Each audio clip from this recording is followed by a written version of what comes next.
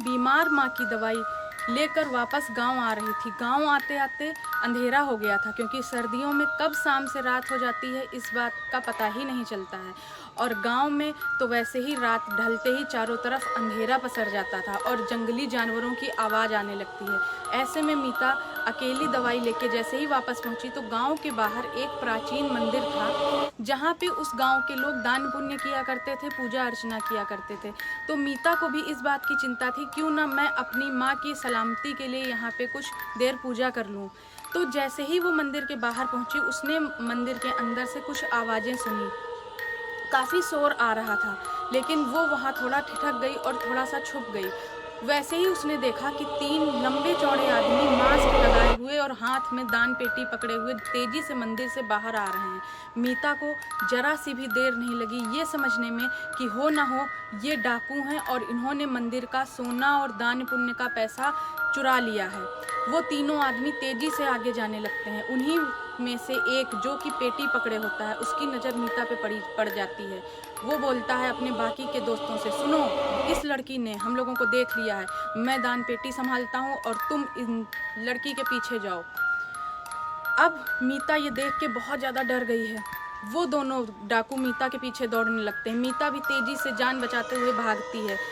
ये सब होते होते वो अपने गांव से कुछ दूरी पे निकल जाती है और वहाँ पे शुरू होता है इस कहानी का प्रमुख भाग, क्योंकि गांव से कुछ दूरी पर स्थित है रहस्यमयी महल, दुर्गामती का महल, जिसके बारे में मीता बचपन से ही अपने गांव वालों से, परिवार वालों से, अपने दोस्तों से किस्से सुन चुकी थी।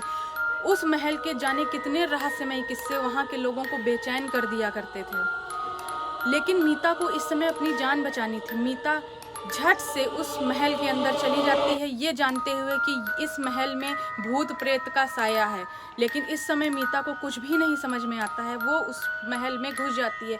जैसे ही मीता महल में जाती है, जोरों की हवा चलने लगती है। ये देख के मीता डर जाती है।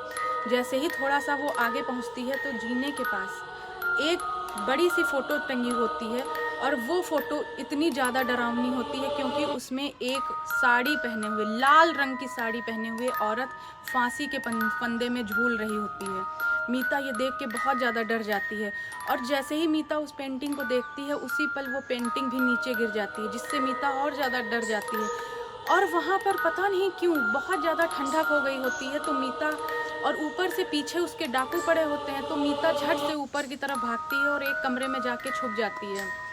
जैसे ही मीता कमरे में पहुंचती है, वो देखती क्या है, उसके सामने एक लाल रंग की साड़ी पड़ी हुई है और साड़ी के बगल में एक किताब रखी है। मीता उसके पास जाती है, किताब के पास, तो उसके पन्ने जब पलटती है तो उसको ये पता चलता है कि ये जो किताब है ये दुर्गामती की है। इसमें दुर्गामती के जीवन की कुछ पल लिखे हुए हैं। मीता उस किताब को पढ़ ही रही होती है तो उसको नीचे से आवाज़ आती है। वही 2 डाकू पीछा करते करते उसके वहाँ पे आ जाते हैं। 2 डाकू आपस में बात करते हैं कि एक बोलता है मैं ऊपर जा रहा हूँ और तुम नीचे जाओ, हम दोनों को अलग अलग दिशा में जाके उस लड़की को ढूंढना पड़ेगा। उनमें से एक डाकू ऊपर आता है और वो वहाँ पे देखता है कि एक स्विच बोर्ड लगा हुआ है। तो वो सोचता है कि मैं लाइट ऑन कर लूँ ताकि मुझे सारी चीज़ें दिखें, वो लड़की कहाँ पे छुपी है मैं आसानी से देख पाऊँगा।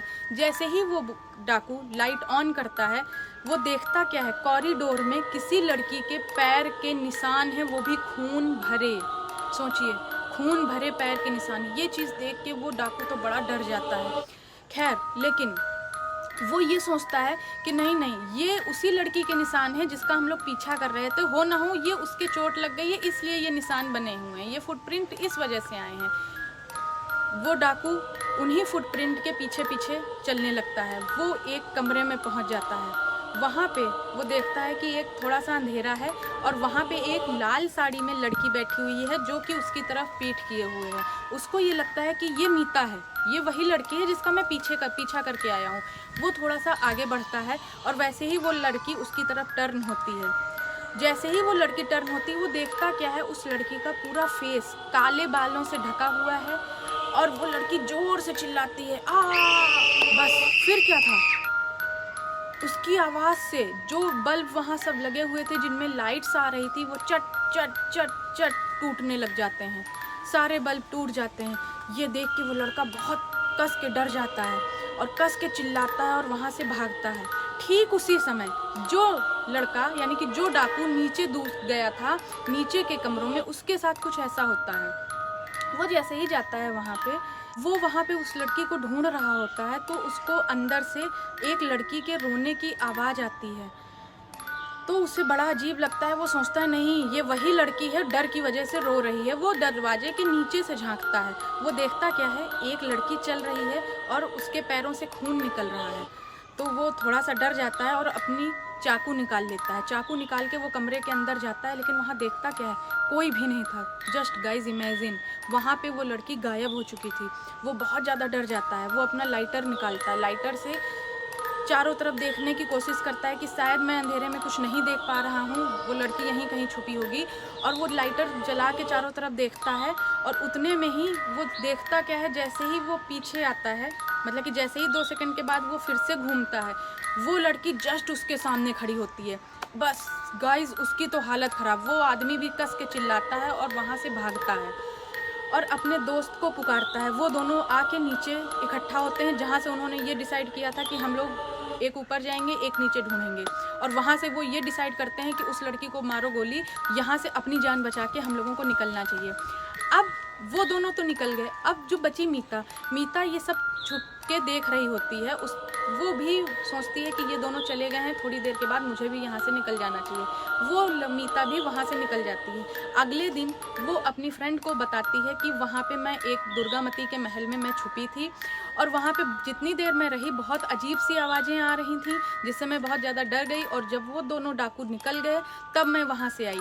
लेकिन सोचने की बात ये थी, अगर वो लड़की छुपी रही तो वो औरत कौन थी जो लाल रंग की साड़ियों में इन दोनों को डरा रही थी और जिसके पैर से खून निकल रहा था। ये बात अपने आप में बहुत ज़्यादा सस्पेंस वाली है। इसी पूरे सस्पेंस ने इस स्टोरी को इतना ज़्यादा स्कैरी बना दिया है, इतना ज़्यादा स्पूकी बना दिया है। मैं तो बहुत ज़्यादा गाइस डर चुकी हूँ। तो हो सकता है कि मीता ही लाल रंग की साड़ी पहन के और अपने पैरों में रंग लगा के उन लोगों को डरा रही हो, जो कि एक महल में इतना संभव नहीं है रंग वगैरह। तो फिर हो ना हो वो जो औरत थी वो दुर्गामती हो, है ना।